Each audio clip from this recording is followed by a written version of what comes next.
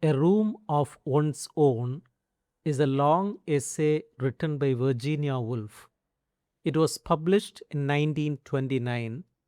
It is based on two lectures she delivered at women's colleges at University of Cambridge in 1928.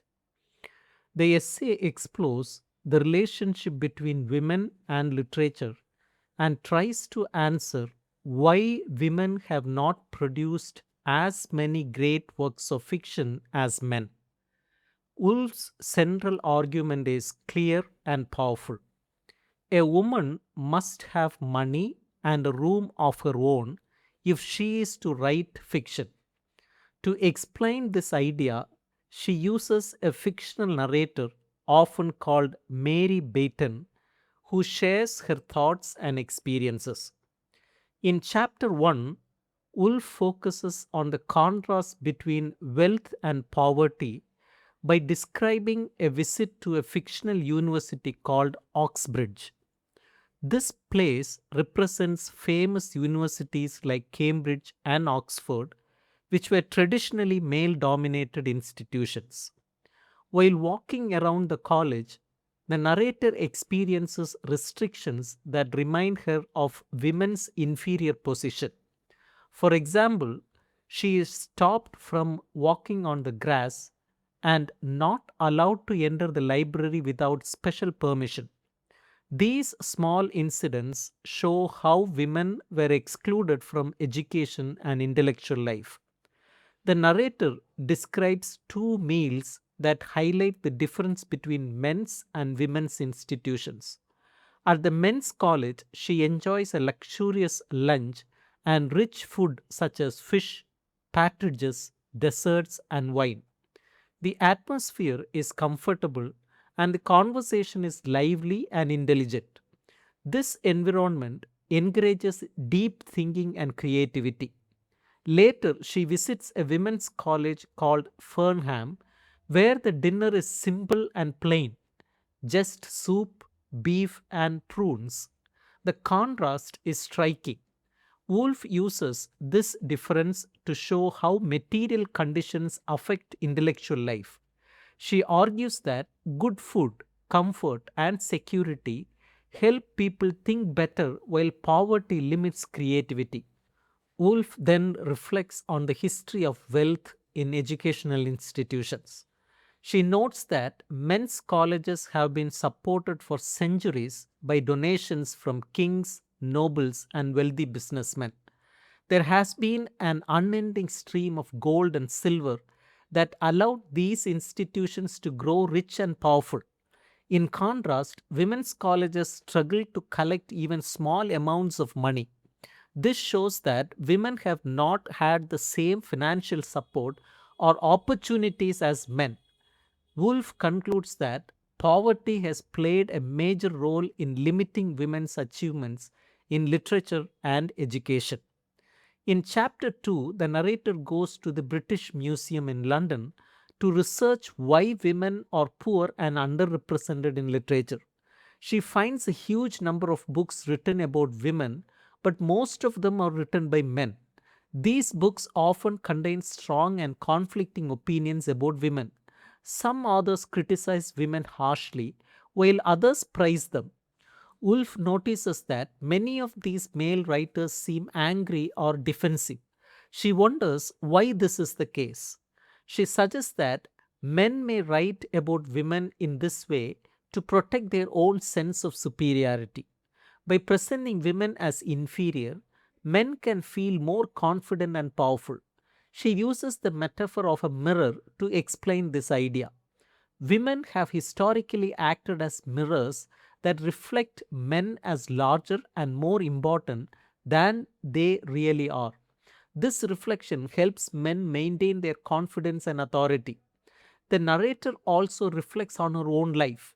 She explains that she once struggled financially and had to take small jobs to survive. These jobs were tiring and left little time for creative work.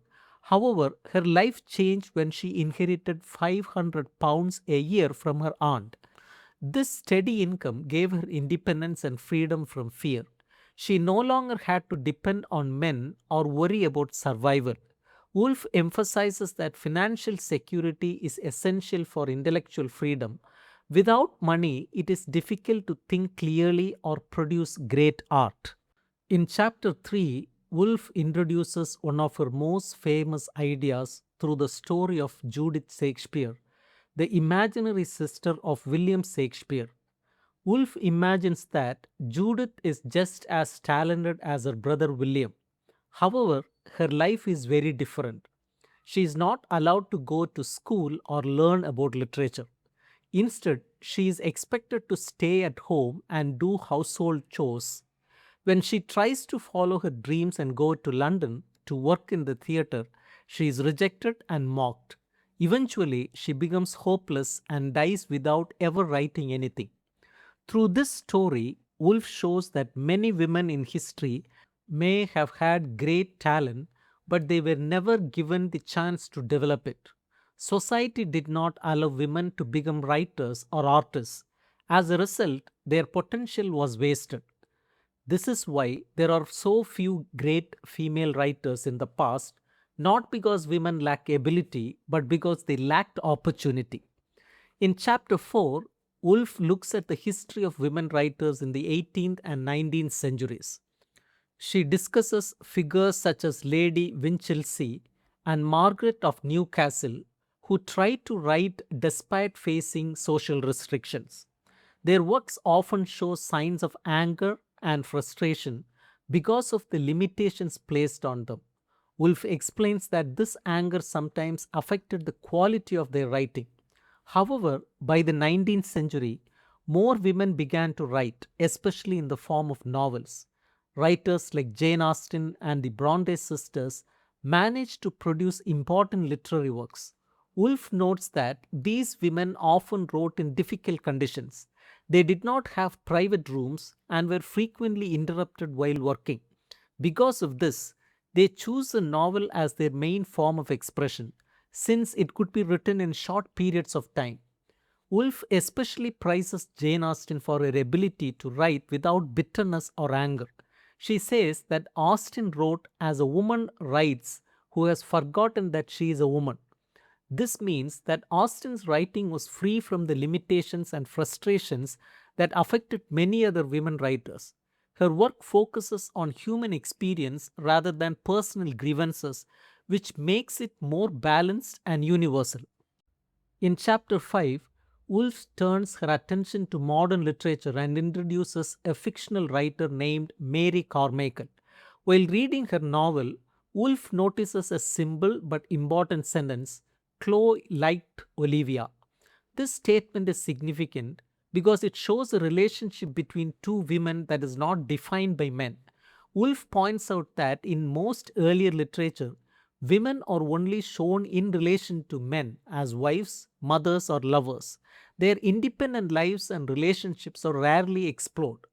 She encourages women writers to focus on these unrecorded aspects of life. She believes that women should write about their own experiences, including ordinary daily activities and relationships. By doing so, they can create a more complete and truthful picture of human life. Woolf argues that much of women's history and experience has been ignored, and it is the responsibility of future writers to bring it into literature. In chapter 6, Woolf discusses the idea of the androgynous mind, which she borrows from Samuel Taylor Coleridge. The best writers have a mind that combines both masculine and feminine qualities. Such a mind is balanced, open, and creative. In contrast, a mind that is too focused on gender, either masculine or feminine, becomes limited and self conscious. This limits artistic expression. Woolf repeats her main argument that women need financial independence and personal space in order to write. She describes the need for 500 a year and a room with a lock on the door. This room represents not only physical privacy but also mental freedom. A writer needs the freedom to think, imagine, and create without interruption or fear. Finally, Woolf looks toward the future with hope.